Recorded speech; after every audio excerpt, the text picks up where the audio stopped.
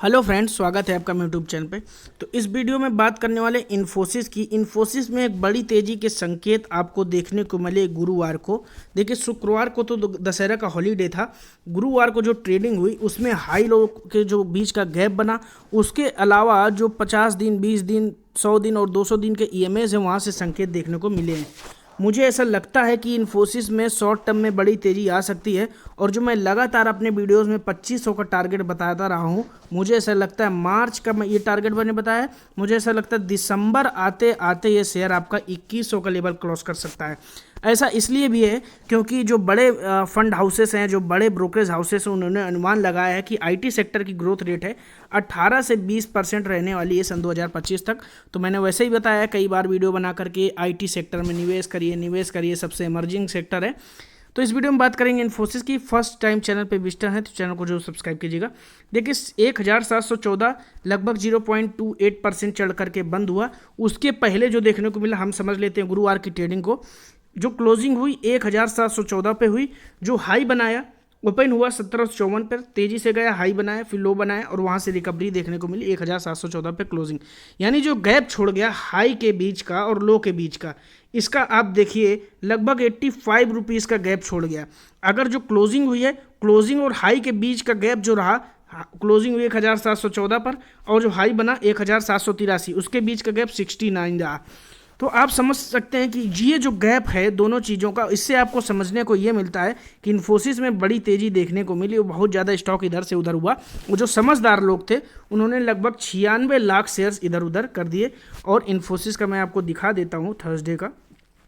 1,96,55,776 share trade हुए, जिसमें 96,89,787 share की डिलीवरी आपको देखने को मिली है।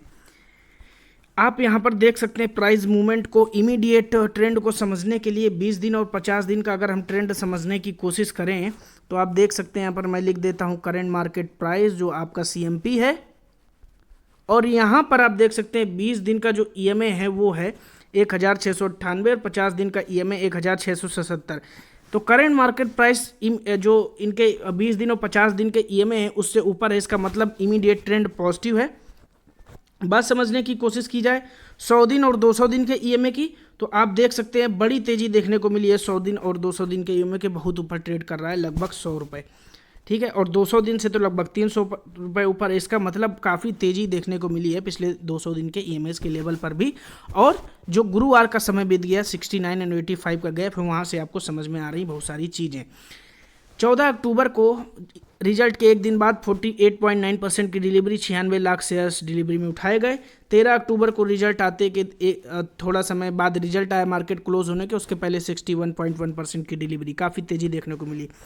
बहुत ज़रूरी चीज़ हो जाती है स्टॉक के शेयर होल्डिंग को, पैटर्न को समझने में। देखिए, जो क्वालिटी स्टॉक है, मैंने हमेशा ऑब्जर्व किया है कि क्वालिटी स्टॉक में जो रिटेल इन्वेस्टर है, पता नहीं क्यों उसको ये लगता है कि मैं साल में 200%, 300% करके और कमा लूँगा। और छोटे मोटे स्टॉक जो तेज़ी से भागते हैं वो हाई प्राइस पर ले करके फंस जाते हैं।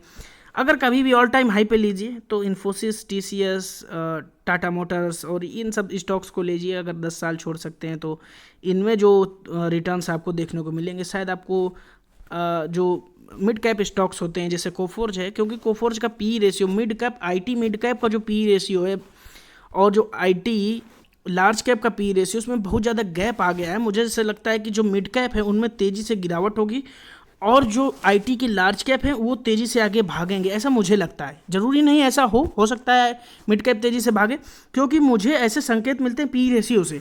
और जो ज़्यादा तेज़ी से भागता है उतनी तेज़ी से नीचे भी आता है। साफ देखिए, क्वालिटी स्टॉक में निवेश करना कभी आपको घाटे का सौदा नहीं लगेगा। म्यूचुअल फंड हाउसेस की बात करें, 37 स्कीम ने इसमें होल्डिंग बनाई हुई है। 12.75% की होल्डिंग है, जिसमें से कुछ म्यूचुअल फंड्स के नाम आपके सामने हैं। UTI mutual fund, SBI mutual fund, ICICI prudential mutual fund और यहाँ पर आपका HDFC mutual fund.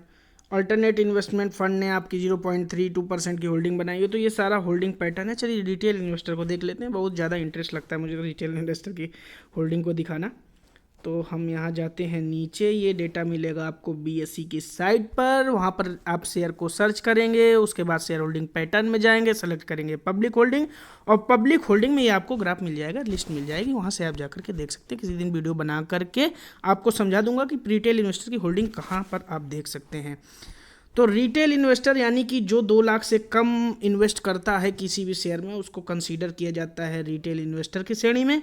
Individual share capital up to 2 lakhs देख सकते हैं, मात्र 6.12% की होल्डिंग देखने को मिल रही है। देखिए यहाँ पर एक समझने वाली बात यह है कि इन्फोसिस में लगभग आपका 60% से ज़्यादा होल्डिंग FIIs और DIIs की है। केवल 12 से 15% आसपास की होल्डिंग जो है आपकी, वो है इनके प्रोमोटर्स की, शेयर है ही नहीं। तो यहाँ पर इसको जज करना थोड़ा सा रिस्की हो सकता है। मुझे ऐसा लगता है कि यहाँ पर रिटेल इन्वेस्टर को अपनी होल्डिंग ज़रूर बढ़ानी चाहिए और जितना शेयर मिलता रहे आप लेते रहिए। क्या हुआ है कि ये जो फंड हाउसेस लेकर के बैठ गया है, ये किसी दिन बड़ी बिकवाली कर दे, ऐसा तो होता नहीं है।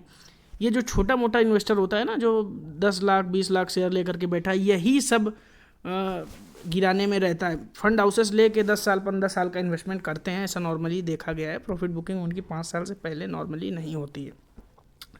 तो मुझे ऐसा लगता है इन्फोसिस में आपको बाइंग जरूर करनी चाहिए, भले ही आपको फोर्स लो में मना नहीं करता, भले आप हैप्पीएस्ट माइंड्स लो में मना नहीं करता, लेकिन मुझे कहीं ना कहीं ये भी लगता है कि आईटी में अगर 10 साल के लिए आप देख रहे हैं निवेश करने की, या आप कोई भी म्यूचुअल फंड ले रहे हैं आईटी सेक्टर का, तो अब देखिएगा ज़्यादातर होल्डिंग बड़ी कंपनियों में और छोटी कंपनियों में कमतर होल्डिंग रखी जाती है। वो हमसे ज़्यादा मार्केट में रहे हैं, मार्केट को समझा है। तो लॉन्ग टर्म का अगर आप देख रहे हैं नज़रिया, तो फिर आपके लिए मिड कैप स्टॉक्स रिस्की हो सकता है, और शॉर्ट टर्म में तो मुझे बहुत ज़्यादा रिस्क फिलहाल अभी मिड कैप्स में, आईटी मिड कैप्स में दिखाई देता है। एक वीडियो बनाया था, मैंने समझाया था ऐसा क्यों। मैंने PE रेशियो कंपेयर किया था IT large cap versus IT mid cap. जिन्होंने वो वीडियो देखा था वो समझ गए होंगे, वरना आप अपना मालिक हैं भैया, आपका पैसा है, आप समझिए, आप समझदार हैं। मुझे ऐसा लगता है इन्फोसिस अभी आप बेट कर सकते हैं।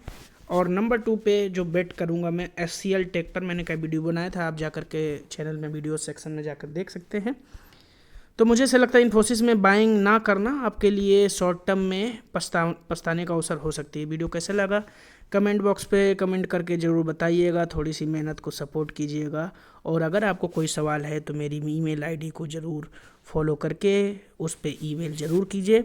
जैसे ही मुझे टाइम मिलता है मैं कोशिश करता हूँ कि आप लोगों के सारे सवालों का जवाब दिया जाए। Thank you for watching. जय हिंद।